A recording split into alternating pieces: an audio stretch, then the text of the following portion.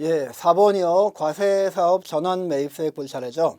1번 의의를 보니까 면세사업 또는 비과세사업에 사용하기 위하여 구입함으로써 매입세액 공제를 받지 못했던 감가상각자산을 추후에 과세사업에 사용 소비하는 경우에는 당초에 공제받지 못한 매입세액을 공제해 주는 것을 과세사업 전환 매입세액 공제라고 한다. 뭐 예를 들면 건물을 하나 사는데 정육점을 하기 위해서 건물을 10억 원에 매입을 하면서 11억 원을 지급을 했습니다. 11억 원을 지급을 했죠. 얘를 건물을 매입하면서요. 그런데 조금 있다가 한 1년 정도 하다 보니까 정육점을 내가 할 게 아니라 정육점을 폐업하고 이거를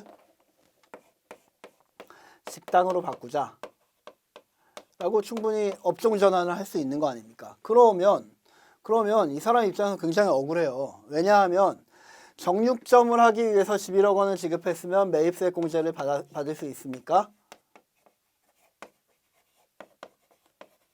절대 못 받았죠.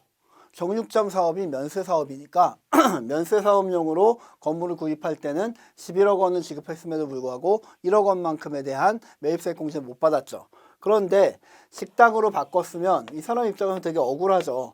처음부터 식당을 하기 위해서 11억 원을 지급하고 매입을 했으면 1억 원을 매입세액 공제 받았을 텐데, 그러니까 이거에 대해서 일정 부분 보전을 해주는 겁니다. 자, 어떻게 보전해 주냐 하면 여기 나와 있는 것처럼 공제액 보니까 해당 재화의 매입세액 곱하기 1 빼기 상각률 곱하기 경과된 과세기간의 수, 상각률과 경과된 과세기간의 수 각주 1번과 2번을 찾아가 보면 앞에서 배웠던 거랑 똑같이 써 있습니다.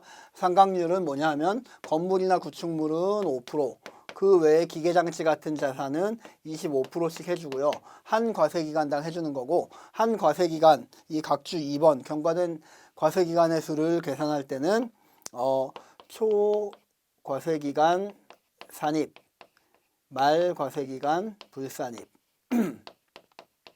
원칙에 따른다. 만약에 뭐 예를 들어서 뭐 2020년, 2021년, 2022년이라고 치면 이 정육점으로 11억 원을 지급한 게 이때쯤입니다. 이때 구입을 했는데 이때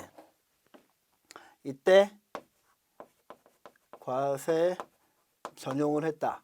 다시 말하면 식당으로 바꿨다 라고 하면 매입세액 공제액은 얼마나 될까요? 자, 1억 원 못 받은 저 1억 원에서 출발을 해서 곱하기 1 빼기 건물이니까 상각률 5%가 적용되겠고 곱하기 경과된 과세기간의 수는 어떻게 센다고요? 초과세기간에 산입해서 하나, 둘, 셋, 말과세기간은 불산입하니까 3개의 과세기간이 흘렀네요. 그러면 5, 35, 85%니까 8,500만 원 만큼에 대해서 이거 곱하기 뭐 10%만큼 요거 자체가 매입세액이니까 8,500만 원만큼을 매입세액 공제를 해주겠다는 얘기죠. 이거는 그 밑에 줄에 써 있는 것처럼 마치 의제 매입세액 공제와 의제 매입세액 공제가 아니라 뭐죠? 간주공급과 간주공급에 있는 면세 전용과 동전의 앞뒷면과 같은 의미입니다. 간주공급에 있는 면세 전용은 뭐였죠? 반대로 나 과세사업에 전용할게요 라고 해서 물건을 산 다음에 매입세액 공제 홀랑 받아놓고 조금 있다가 면세 전용을 해버리면서 먹튀를 해버리는 경우 아닙니까? 이렇게 먹튀를 방지하기 위해서 간주공급의 면세 전용에 대해서 이거에 대한 그 시가만큼을 공급으로 의제하는 규정이 있다면 그거랑 반대로 이번에는 매입세액 공제를 못 받은 불쌍한 애들에 대해서 추가로 매입세액 공제를 이만큼 해주는 규정이 바로 여기 나와 있는 과세사업 전환 매입세액 공제 규정이 되는 겁니다. 쭉 읽어보시면 돼요. 이거는 예정신고 시에는 신고할 수가 없대네요. 절차를 보니까 확정신고 시에만 신고할 수 있습니다. 다시 또 말씀드릴게요. 워낙 중요한 거니까. 대손세액 공제는 확정신고 시에만 가능합니다. 우리가 좀 전에 배웠던, 요 전 시간에 배웠던 의제매입세액 공제는 예정신고 시에도 가능합니다.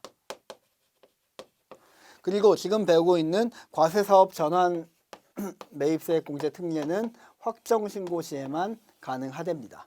반드시 다 이렇게 구별하면서 기억을 해 놓으십시오.